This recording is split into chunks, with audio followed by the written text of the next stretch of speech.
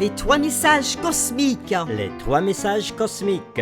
Une étude sous la direction de Mark Finlay est présentée dans L'aventure dans la parole avec Henrietta et Ronnie. avec la contribution musicale de Robert G. Nous sommes enchantés de vous souhaiter la bienvenue en vous accueillant sur votre chaîne L'aventure dans la parole pour les réflexions de cette semaine. Que Jésus-Christ soit notre victoire.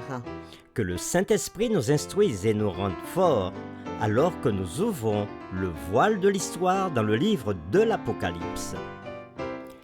Nous avons abordé le grand thème autour du message des trois anges et nous l'avons commencé avec la série numéro 1, Jésus gagne, Satan perd. Puis la série numéro 2, un moment décisif. Après la série numéro 3, l'Évangile éternel. Puis la série numéro 4, craignez Dieu et donnez-lui gloire. Et après la série numéro 5, la bonne nouvelle du jugement. Puis la série numéro 6, l'heure de son jugement. Et aujourd'hui commence la série numéro 7 qui ira du 6 au 12 mai 2023 et qui a pour titre « Adorer le Créateur ». La lecture de la semaine concerne les chapitres suivants. Apocalypse chapitre 1er, le verset 9. Ésaïe chapitre 40, le verset 26. 2 Corinthiens chapitre 5, le verset 17. Colossiens 1, verset 17. Apocalypse chapitre 4, le verset 11. Et Jean chapitre 19, les versets 16 à 30. Le texte à mémoriser pour cette semaine se trouve dans Apocalypse chapitre 4, le verset 11. Tu es digne, notre Seigneur et notre Dieu, de recevoir la gloire et l'honneur et la puissance, car tu as créé toutes choses, et c'est par ta volonté qu'elles existent et qu'elles ont été créées. Il est facile de considérer les choses comme acquises, en particulier les choses que nous avons toujours connues ou vécues. Combien il est facile pour les enfants, par exemple, de manquer de reconnaissance à leurs parents. Oui, leurs parents qu'ils ont connus toute leur courte vie. Comme il est facile pour nous, nous adultes, de ne pas apprécier à leur juste valeur le soleil, ou encore le ciel, ou encore l'air, ou le sol qui est sous nos pieds. Cependant, vous êtes-vous déjà demandé à quel point nous prenons l'existence elle-même pour acquise? En d'autres termes, combien de fois nous sommes-nous arrêtés pour poser la fameuse question philosophique? Pourquoi y a-t-il quelque chose au lieu de rien du tout? Pourquoi notre univers lui-même et toute la majesté, la grandeur et les choses incroyables qu'il renferme existent-ils? Quelle grande contradiction logique se produirait si notre univers et nous en son sein n'existaient pas?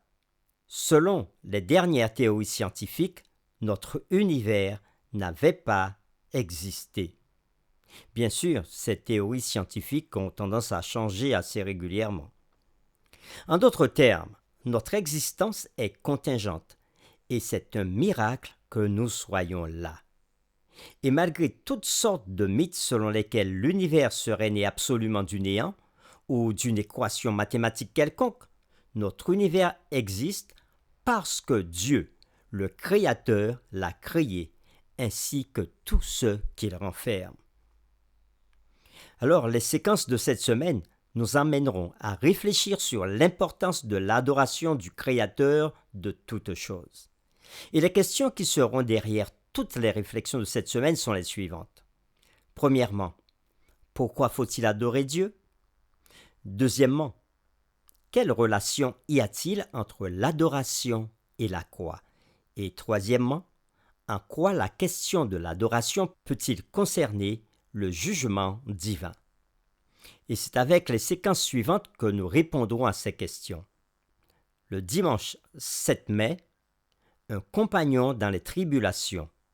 Le lundi 8 mai, adorer le Créateur. Le mardi 9 mai, un Dieu qui est proche. Et le mercredi 10 mai, l'Évangile, le jugement et la création. Le jeudi 11 mai, le Créateur sur la croix. Et le vendredi 12 mai, comme à l'accoutumée, nous ferons un résumé et nous poursuivrons avec des réflexions avancées. Que Dieu nous éclaire alors que nous partageons sa parole autour des choix à faire maintenant dans l'univers. Nous vous invitons à prier avec nous. Seigneur, nous voulons te dire merci. Merci pour ta parole qui nous réconforte jour après jour et qui nous dit des vérités sur toi, sur ta personne et sur ce que nous aussi nous sommes. Ta parole qui répond à nos questionnements concernant notre existence et l'existence de l'univers. Alors que durant toute cette semaine et les jours qui arrivent, nous nous arrêterons sur la question de la création.